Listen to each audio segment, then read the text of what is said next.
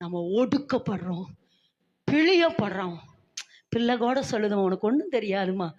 நிறைய பெண்கள், உண்மைமா, நிறைய பெண்கள் அப்படியே நினச்சி, ஆமாம், டிமோட்டிவ் அப்படியே ஆயி ஆயி ஆயி ஆயி நம்ம என்ன செய்கிறோம், ஒன்றும் தெரியாதவங்களே மாறிட்டோம்.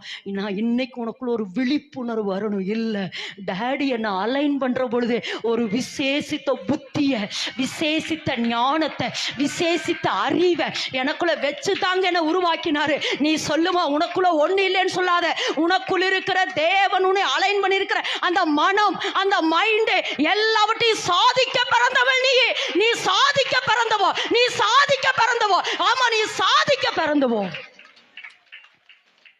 நீ சாதிக்க பிறந்தவோ மகளே.